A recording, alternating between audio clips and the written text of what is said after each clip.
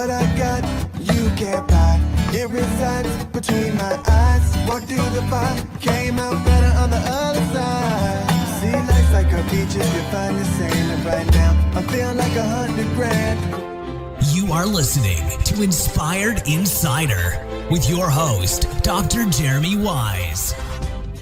Dr. Jeremy Weiss here, founder of InspiredInsider.com, where I talk with inspirational entrepreneurs and leaders. Today is no different. I have Benjamin Ard. You can check him out at getmasset.com. And before I formally introduce you, Ben, I always like to point out other episodes of the podcast people should check out, since this is part of the SaaS series. Some of the other episodes was real interesting, talking about the journey, the ups, the downs. One of the co-founders of Zapier on, that was a good one. One of the co-founders of Pipedrive on Jotform, how they grew to 25 million users plus. Mailshake, I think 70,000 users. Just really interesting journey. It wasn't always so easy, as we all know. So it was good to hear the challenges as well as the great things and milestones that happen. So check those out on inspiredinsider.com. This episode is brought to you by Rise25. Rise25, we help businesses give to and connect to their dream relationships and partnerships. We do that in two ways. One, we're an easy button for a company to launch and run a podcast. We do the strategy, accountability, the full execution and production. Number two, we're also an easy button for a company's gifting. So we make gifting, staying top of mind for clients, partners, prospects, even staff, simple, easy, affordable. All you have to do is give us the addresses. We'll do everything else. And it's not like a one-time gift, but we like to send kind of like a campaign of gifts. So like think every 3 to 4 months for 3 to 4 years type of thing. So we kind of call ourselves the magic elves that run in the background to make it stress-free for a company to build amazing relationships so you can run your business. So, for me, the number one thing in my life is relationships. I'm always looking at ways on how I can give to my best relationships. I found no better way over the past 15 years to, one, profile the people and companies I admire on my podcast to share with the world what they're working on. Ben has a podcast too, which we'll talk about. And two, send them sweet treats in the mail. So if you have questions, you can explore more on rise25.com or email us at support@rise25.com. Shout out to iBrand Visual as well. They created this cool sign behind me if you're watching the video. It was like a long time coming, been probably like a decade. Finally, they're like, yeah, we need to revamp what you have behind you. I'm like, okay, let's do it. They work with, interior and exterior signs from startups to Fortune 500, Virgin, Ritz, and more. So check them out. They don't pay me anything for saying that. I just love their company. So check them out. And I am excited to introduce Ben Ard. He's a co-founder of Masset. Masset is a unified content library for B2B companies. He also hosts the podcast Content Amplified, which I had the pleasure of going on as well. You should check it out. We'll pull it up as well. And I don't know how he does it all with 4 kids and especially 4 boys running around. So Ben, thanks for joining me. Thank you. I'm excited to be here. This is fun to be on the other side of the microphone. This is great.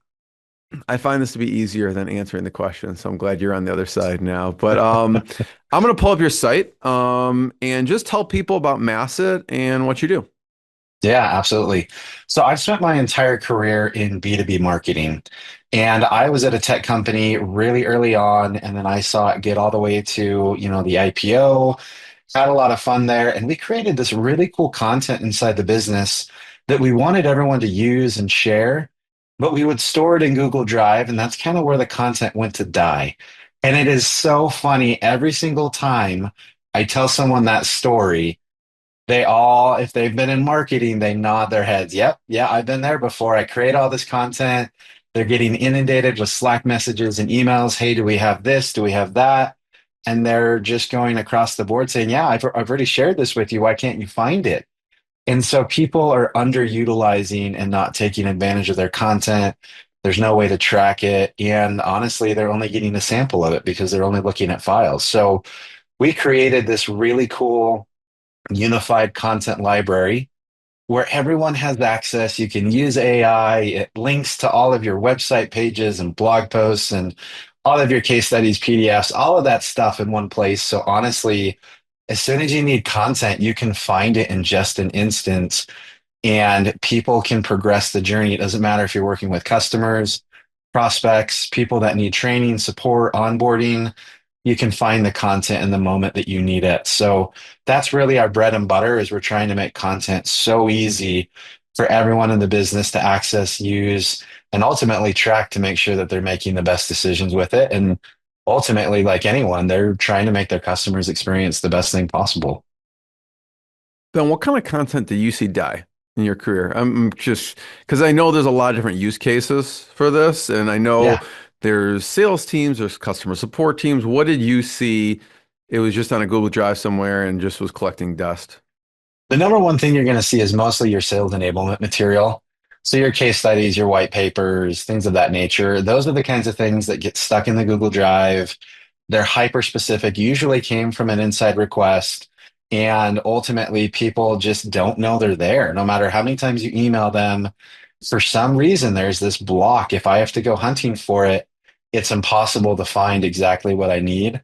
And that's really the material that people want to consume on the consumer side. They want to hear all of these great stories and information about how their product is changing the lives of other customers. And they're having a really hard time finding, using, or taking advantage of that content. So that's probably the primary use case, I would say, when we roll out to a new business. You have marketing putting the content in the system. Sales is usually one of the first teams to adopt it, but shortly thereafter is support, CS. Anyone that interacts with the customer, honestly, is in there trying to use that to find the right content. So would an example be like maybe 3 years ago, a sale, someone had a great experience. So someone said, "Hey, we need to collect this case story from them." They get on, they record it, put it on Google Drive, and then no one's able to find it, or no one And then knows it's nobody there, type of uses thing. it. They spent months and months and months design work, video editing, all sorts of resources, tell the beautiful story, and then they put it there. And first of all, they have no idea if people are using it. They have no idea if it's actually working. I mean, for the content creators as well, there is no feedback loop traditionally. I get requests, I create content, and then I just cross my fingers someone actually uses it and that it actually moves the needle. And that whole system needed to be revamped entirely. But yeah, like these resources sometimes like a case study can cost you 5 to 10, $15,000. A video can cost you 50,000 and not knowing if anyone's using that or if it's actually doing any good gets really expensive really quickly. I'm wondering, from a software product, like there's so many things you can do. There's so many things you can create. I'm curious, talk about the features, the evolution of the features. And I do want to talk about integrations because integrations, just to one person seems like simple, but like you have to decide what you integrate with and when. So talk about the evolution of the features a little bit that you've built out. Yeah, 100%. So early on, it really came from my primary experience. That's one thing that I'm really passionate about when it comes to founders that actually start a business is people that have felt the pain that you're trying to solve. So I feel like we had a leg up from day one where we were able to go into the system and create something that we have always wanted for our own careers and the businesses we've been a part of. But really, we started number one with the idea of we have to build a platform in an enterprise ready way. And this is like the least sexy feature you can possibly imagine. And it's not even like a feature, but from day one, we knew if people are going to trust us with their content, we have to be able to build a platform that can last as much as we possibly can handle. They're going to have to put terabytes of data into the system. We also had this philosophy that unlimited users, if you're going to share content, people have to be able to access it and you shouldn't have to pay for licenses. So even though that's more of a benefit of the company, the whole platform was built from day one to handle that scalability. So as soon as a new client comes on and they launch it to 1,000 people in their organization, that doesn't do anything to the system. It doesn't cause any issues. We can handle that. So those were kind of the first things. Can we put the content in the system? Is it a safe foundation? Things like that. But one story that I experienced that created a really early feature that people still love to this day is when you're in a business on a marketing team, 60 to 80% of the time when someone requests a new piece of content, it's already been made. And what's really sad is sometimes even the content team because of their file systems, doesn't know it exists. So they may go recreate something they already spent $10,000 creating, and they'll make a second or a third version because they don't know where to find it. So what we built into the system from day one is you have to search for content before you can request new content. And that workflow, every single time we talk to someone about that and show them that workflow, they're like, oh, yep, 100%. You've been in my seat. You get me because I can see 100% how people ask before they look, and you flip the script, and that's exactly what we need. It's almost like a fail-safe built Yeah, in. yeah, 100%.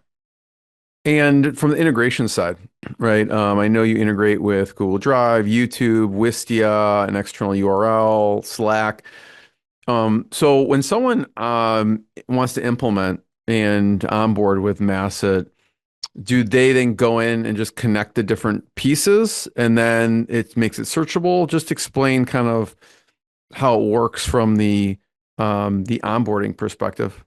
Yeah. So we have made the onboarding process as easy as we possibly can. If you're looking at something like a digital asset management system or sales enablement, one of the biggest hesitancies for people is just that fear of taking the time to get all their content in one place.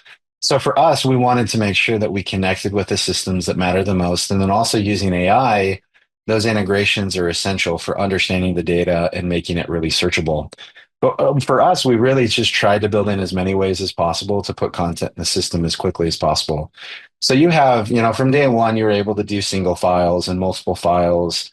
Then you could do the single URLs. Then we added the CSV uploads where you can do your entire sitemap and put your whole website on. That's when the YouTube and the Wistias came. I would honestly say a lot of the integration priorities have come from our own actual needs, where we say, oh, we have a lot of content on this platform. We need to integrate. And then obviously, as customer requests come in, and one of the biggest ones that we integrated with, because there's the consumption side, the YouTubes and the Google Drives, that's to pull content in. But then we want to take the content to where people are doing work. That's where the HubSpot integration came in. That's where the Slack integration came in. So I'm in one of those two tools. I can look for content, share it, track it, and understand it without ever leaving the platforms I'm already spending all of my time in and day out. So that's kind of where it came. Once we knew that we could get the majority of their content, we started integrating into the places where we knew that they wanted to consume and track and use that content. So that's where the priorities come from. We're also a very customer centric company. We love listening to customer feedback.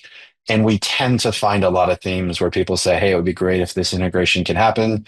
That's where our Notion integration came from. Like once you hear it so many times, you say, okay, well, let's go and build that Notion integration and then intercom and all those kinds of things. I know that you have a co-founder. Talk about how your roles differ and how'd you meet your co-founder? Yeah. So what's really cool is we have completely different skill sets. So I am a huge believer that when you have a co-founder who does something completely different than you, it is a really good match. And having a technical co-founder for a long time, when I first left the company I was previously at before I started Masset, I thought I was just going to go out on my own and maybe I could pay like a dev shop or something like that to build the first version. I was planning on being that solo founder. And then I started finding out how expensive things were. And then if you're looking at offshore talent, just I had other founders who had had issues with that in certain ways, others that had success. It was hit or miss, but there was all sorts of stuff. And then eventually I just got introduced through my brother-in-law to Tyler, my co-founder. And I was talking to Tyler, and his skill set was just incredible. He's a technical co-founder. He knows how to develop. And I've been on the marketing side. I felt the pain. I do the sales and the business side. And honestly, we just had a great conversation. But he was in a great position at a great company, and he wasn't ready for being a co-founder. So for him, it turned into great. Instead of letting me offshore just nights and weekends, let me contract out with you. And that went really well. And honestly, it was just contract work for a while until eventually the time made sense where he said, you know what? Maybe we make this official and I can transition into this company. And that's where everything kind of started. I waited And really, it was the best solution for us. We could have probably launched a lot quicker if I had found someone, over shores or something like that, but it was just really the right fit for us. Yeah, it's sort of like you dated first a little bit. In that initial Yeah. conversation, that makes sense because he's at a place like I'm enjoying what I'm doing. There's more stability obviously that than a startup, and to attract him doing contract work, was it just a straight business arrangement from like a money, or were you saying like, okay, I'd like to offer you some kind of equity, or that conversation didn't come till Yeah, sort of it was later? just straight hourly payments, it was just contract work, to be honest. I mean, and I think it's a kind of a cool way to do it, to be honest. I mean, if you're a non-technical founder, going and finding a really talented developer and then really just asking to pay them for contract fees on nights and weekends, really see if they develop an interest in the product and the company, see how you like working with them, all of that good stuff. But really, it's just a matter if you have the financial resources to kind of pay for that. And we luckily had raised an angel round, and I was able to pay my co-founder as a contractor for quite a while. What made you decide to raise an angel round? It's a good question. So I had been really in the midst. The company that went public, I had seen firsthand the power of what raising money can do. And so as soon as I left that business, it was fascinating. All of my network immediately surrounded me and said, "Great, we love this idea that you're going to start this business. Let me introduce you to," and every one of them had venture capital contacts. And it was this interesting transition as well. This was July 3 years ago. And we had just transitioned slowly away from the idea that you could raise money off of an idea. And we had just left that. I had friends who literally 2 months prior had an idea and raised hundreds of thousands of dollars to the point where people were like, okay, those times have kind of gone. That's not the case anymore. And so for us, I just went and looked at what the costs and the needs were for the business. And honestly, I just used my personal network and found someone who was really supportive and who was willing to put in some money at the very beginning, who also joined our pre-seed round as well as an investor. And it's been tremendous to have them as a partner. It's been really cool. But for us, it was the right move to make. I think if people can bootstrap that, that's great. But ultimately for us, it was what we needed to do financially. Benny, I was talking to someone the other day with software company. They went through Y Combinator and they were just saying through Y Combinator, people come in all various stages, right? They just have an idea, they have a prototype, they have customers. Where were you at when you were raising money? For the angel round, we were an idea. So, and that was a really small round. But it was just an idea, some initial concepts. I think I had some letter of intents. I think that was a great pathway for us. The real raise for us was pre-seed. Like when And we you were, go to them, you have an idea. Do yeah, you have a pitch deck? Do you have like a yeah, one-page website? Like what are you showing them a at that point? full-on pitch deck. Yeah, you have the deck. You're talking about it, and I think the biggest thing is the letter of intent to say, "Hey, I have 3 or 4 businesses, or 10 businesses, or 20 who said if this product was built today, they would be willing to purchase." Having those signed letters of intent is not that hard to collect, but at the same time, it's extremely valuable for your business and for your investors to feel like there's at least something that could take off here. But for us, when we raised pre-seed, we had revenue. That was a really big factor for us. And I do think if anyone now wants to raise money, if you don't have revenue yet, it's going to be really difficult. What was a first major milestone from a customer perspective? The SaaS company I talked to, I think their first customer, and they were going after more Fortune 100, 500 companies. It took them 2.5 years to Mm. get their first customer.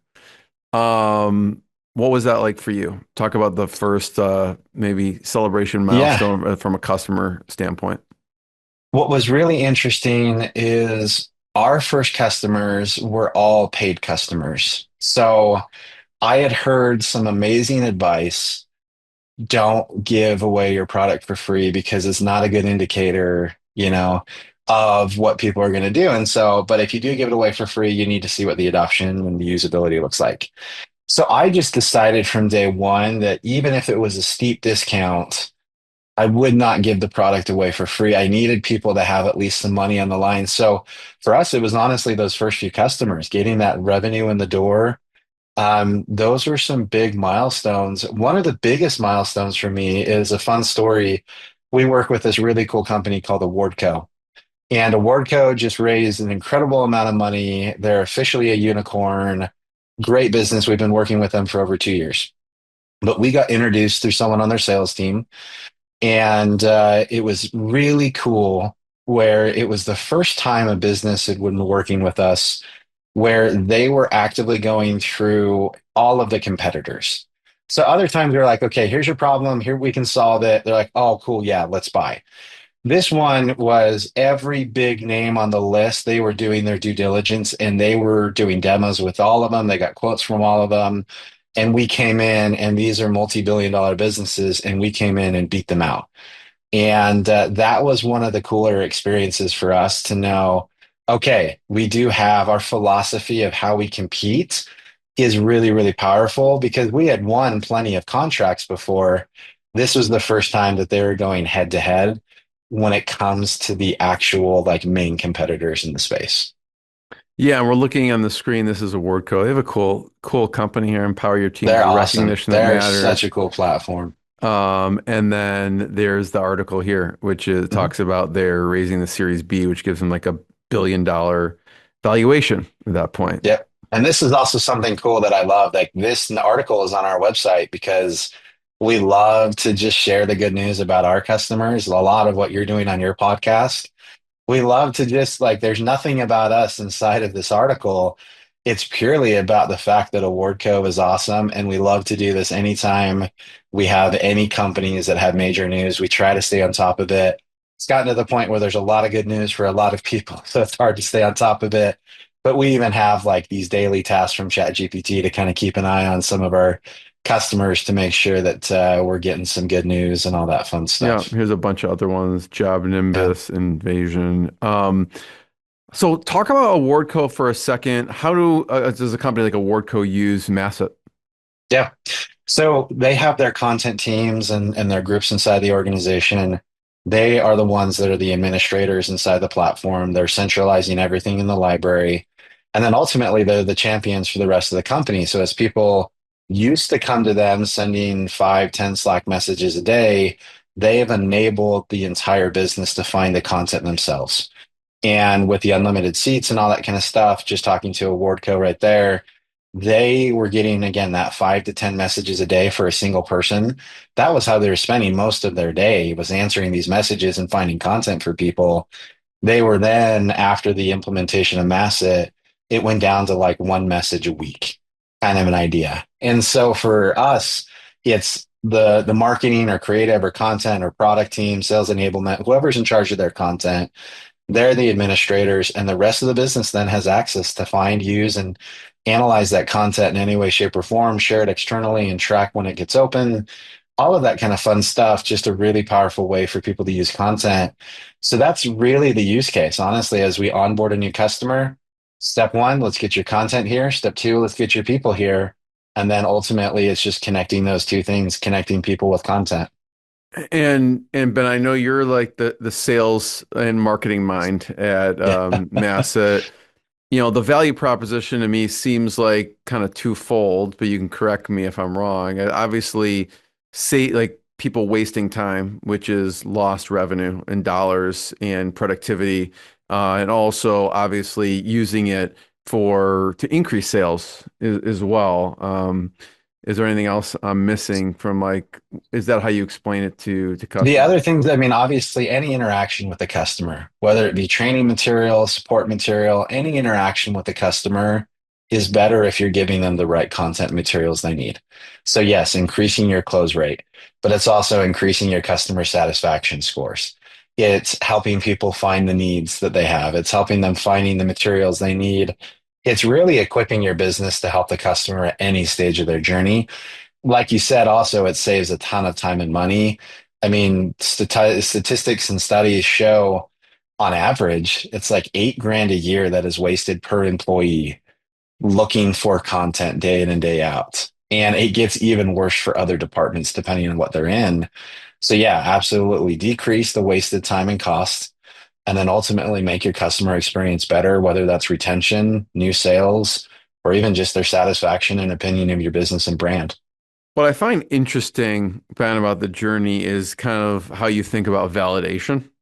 And even in the beginning, when you're raising money, even before you had a product, even before you charged people, you were out talking to people and getting kind of like, okay, an intent letter or whatever it is. Mhm. I'm curious, how many people did you actually talk to get, because like obviously if you, oh, we have like 11 intent letters, maybe you talked to like 57 people. I don't know.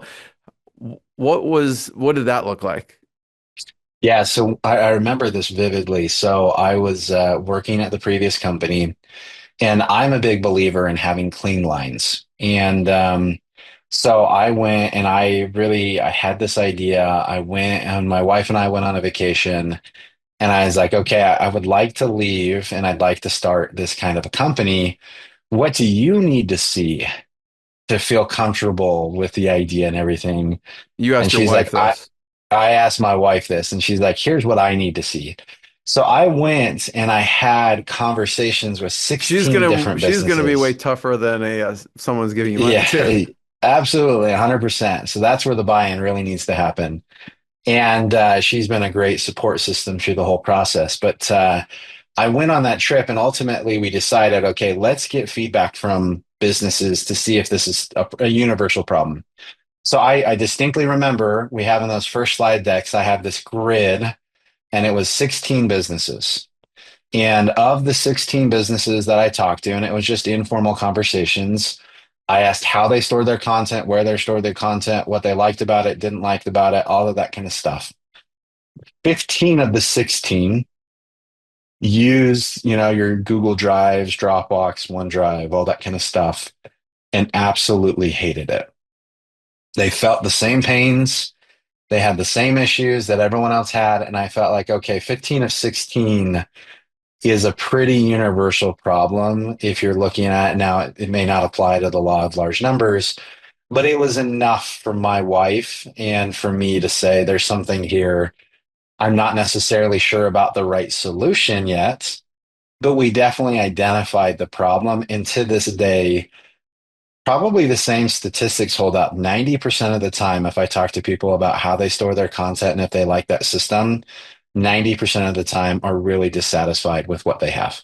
I get the understanding of how, the idea, how you came to it, how you validated it, even so, kind of how you rolled out features for it. And I'm curious, okay, so you get to the point where you're like, okay, I need to validate it with people, taking out their pocketbook. There's no other validation besides that, right? It's Mhm. like if someone thinks it's valuable enough, they'll take their wallet out and pay for it. How do you talk about the evolution of pricing? How do you decide on pricing? Tell you what, we're still going through that evolution. That's probably something that I continue to think about all the time. I actually went on a walk with a friend. A shout out to Jeff Lyman, and we were talking about pricing, and he was like, "Here's the one thing I've learned about pricing. No matter what you do, the first few times you're going to do it wrong. So just accept that and be okay with it." And honestly, that's kind of what I look at pricing at. For us, what I really care about is what I think the value will be for that business and trying to price everything appropriately. Now, when you have unlimited users, it gets tricky. You can't just charge per seat. When you Microsoft, like, have, yes, sign me up for yeah, my 10,000 employees, right? exactly. And at That's a some big point in time, we decision when might I have to saw change that. that. Yeah. Yeah. But honestly, for So early get in now before he conversations, changes it. No, I'm just kidding.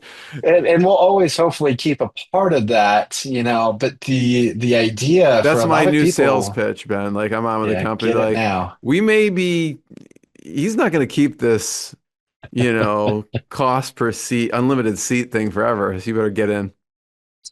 Yeah, and there's just something about that, but we'll try to. It's always a difficult problem. I can't tell you how lengthy of conversations I've had with ChatGPT about, okay, well, how do I do this? Where do I go here? What about other companies? Do the research. And so for us, it is an ongoing process, but really we like to try it. We like to tie it to value. We've built ROI calculators. We've done all sorts of stuff. And just now, honestly, do we feel like we're finding some of the sweet spots where the price matches the value and we're finding the right organizations and all that kind of stuff. But it, I don't know. I mean, it will always be a process, to be completely honest. Yeah, I remember, Ben, there's a lot of parallels. I interviewed the founder of Sweet Process, and they're more dealing with SOPs and housing SOPs. And we talked about this. It's very similar. It's like people can't find, their procedures are in a paper manual somewhere. It's in Google Drive, and they kind of like create this centralized hub for your SOPs, right? Your standard Mhm. operating procedures. And we talked about the pricing piece because I thought it was interesting and it's attractive. And we use Sweet Process. We love it actually. But they charge, and again, I don't know at this point when people listen if this changes, but like it's super affordable. It's like $100 a month for up to 20 seats. And then after that, Yeah, they start charging or whatever. And it's interesting how he does it. They don't even do it's like active. So if you have like 40 people using it, but only 18 people are in it frequently, they like, I don't know how they figure that out somehow. And they really, you're under the $100 plan, right? So it's pretty interesting. yeah. So everyone does it Active differently. users is something Active that users, thank we're you. pushing Yeah. towards. We love the idea. For everything that I've read and everything I love is when your incentives are aligned with your customers' incentives. And for a business that charges for active seats, and I love the idea of if someone uses the product once or twice in a month, don't charge them for that. Like that's not a big enough impact in their life. But if they're like a genuine active user getting value out of it, that's a great thing to charge off of. And then what I also love about that is then you're motivated as a business for revenue to make your product so helpful that more people want to use the product and use it on a regular basis. And so you're making it better, they're enjoying it more, and then ultimately everybody wins. So the active user, I would not be surprised if that's in our future. And I love every business that does that because I think that's so meaningful. Yeah, I thought it was definitely an interesting way. And like as a user of it, I appreciate it. And I'm like happy if like more people are using it and getting value out of it, then sure, we'll pay more. But it's super Yep. reasonable. And talk about Big Leap and how do they use Masset? Yeah. So Big Leap is a really cool agency. Big Leap is going to help you with your SEO and all sorts of really cool things. What was fun is when we talk to a lot of businesses and say, hey, any chance you'd be willing to provide some testimonials?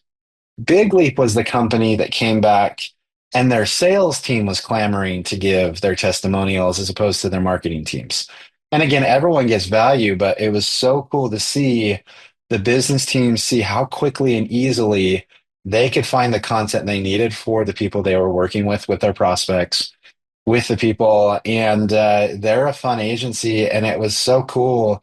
Operations testimonials, sales testimonials. That was where people are just kind of jumping at the bit. I think they even like unprovoked were sending us testimonials. This is so cool. I love this. Thank you, thank you, thank you. So there's a lot of value there. But for them, again, it's that same process of I can now use all of my content. And again, you think like when we look at a typical business, 50% of the assets in their instance of Masset is actual files they upload to Masset. The other 50% is the YouTube videos or the website blog posts or the social media posts or the partner website pages or the press releases or the awards they've won. That material traditionally never gets used by your team with your existing customers or prospects. And now it unlocks that ability for people to use the absolute best material for the people at the absolute best time, regardless of where it happens to be stored, because now it's in this unified library. And so for us, even internally, LinkedIn posts from customers who have posted about us is one of my favorite things. And I don't have to search for it. It's just in the system with the link. I can send it. We're good to go. And all of a sudden it's coming from a customer's mouth. And that was kind of that result when it came to Bigly. Most of their content's on their website. Like any good SEO company, why not? Like, why wouldn't she put it all on their website? And it became the system where now everyone internally could take full advantage of their website content for their prospects, for their customers, for those people. And they had the right material and they didn't really have to care where it was stored or published. I'm curious what your tech stack looks like. So we talked, I mean, from a user behavior perspective, you're like, okay, I don't even want them logging into Masset per se. It's like they're just kind of getting it from where they usually are, whether it's Slack or their website or Google Drive. I'm curious what your company tech stack, Yeah. whether it's project management, support, all those tools that Yeah. you like. Yeah, 100%. And with that, the idea of taking the content to where people are working, a lot of this, we have some really cool things in the works that are coming out later this month, the next month that we haven't announced yet. But really, the idea there is okay, we've found the places that people do work, and we're using AI in really cool ways to bring it to them. As far as our personal tech stack, we are big fans of Slack. Even inside of a smaller organization, we use Slack all the time. Every time, demo forms are filled out, payments are submitted, all sorts of notifications, everything inside that system is housed in Slack. We use Asana for our task management. We're big fans of that. That works really well for us. We're on the Gmail stack when it comes to everything else on that side of things. We'll use Google Hangouts. But the one software that I have to call out is Riverside. So we do have a podcast and we publish 3 episodes a week, and that would be entirely impossible without Riverside because of how cool that platform is. It's a crazy affordable. I have never seen a company release so many features so quickly. And it's just so fun. Every time I get a Riverside email, you'll get those like update emails from companies and you don't really care. When I get those, it's like, seriously, it's like candy.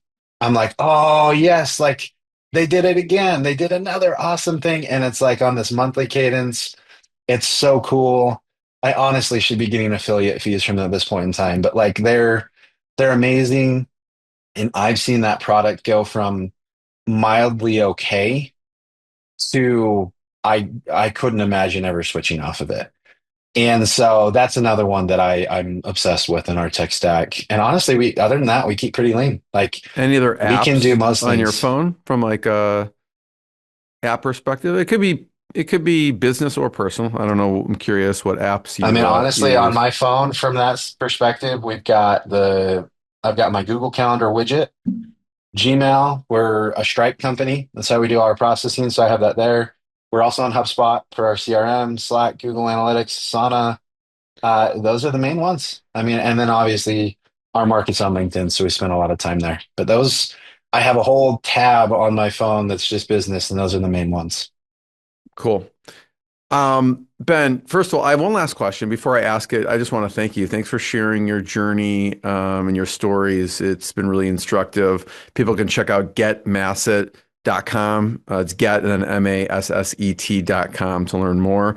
You were mentioning around, you've gotten some great advice. You mentioned Jeff. I'm curious, who are some of your mentors? It could be not only personal mentors and distant mentors. Like, okay, they gave you some specific advice that was valuable, and or there's some books and resources that you have turned to throughout your business, marketing career.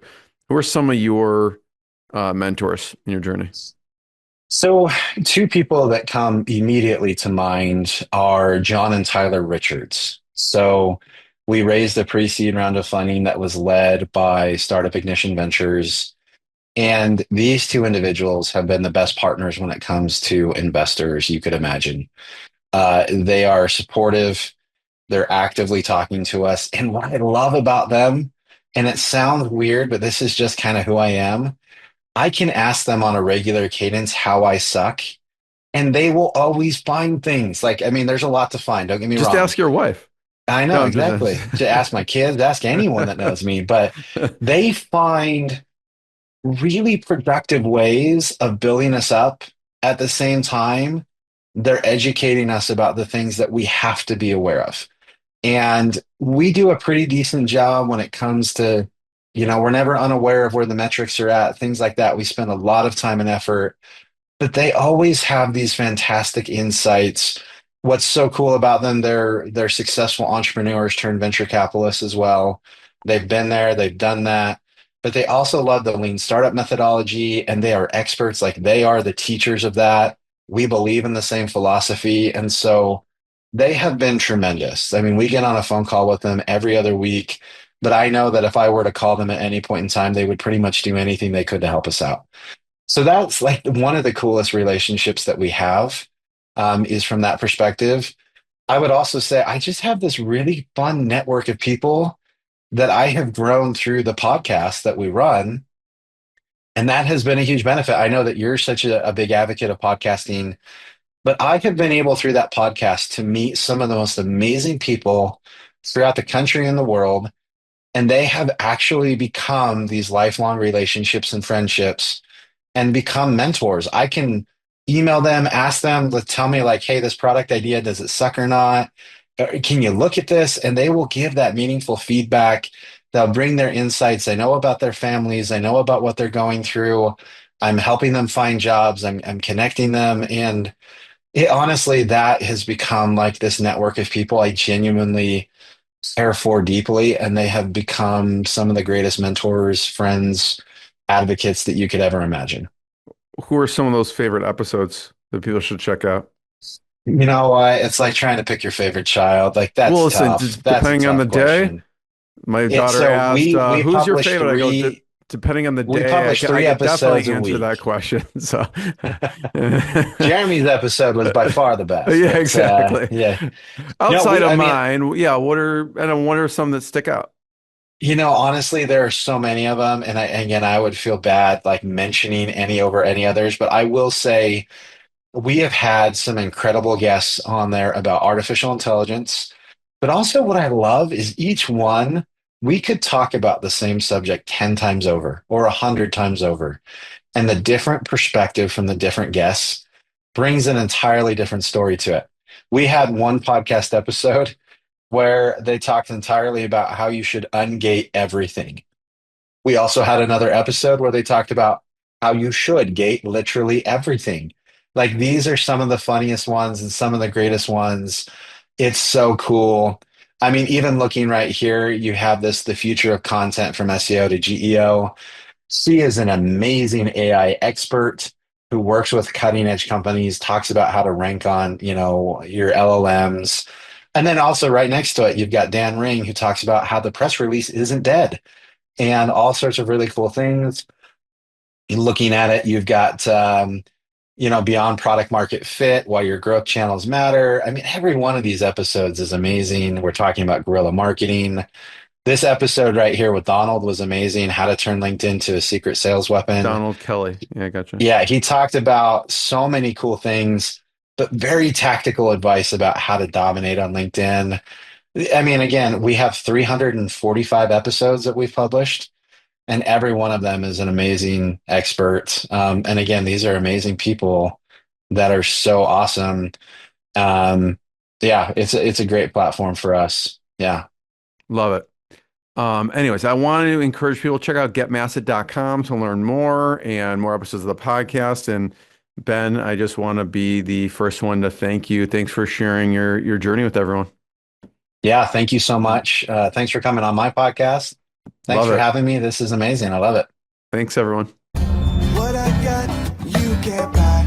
It resides between my eyes. Walked through the fire, came out better on the other side.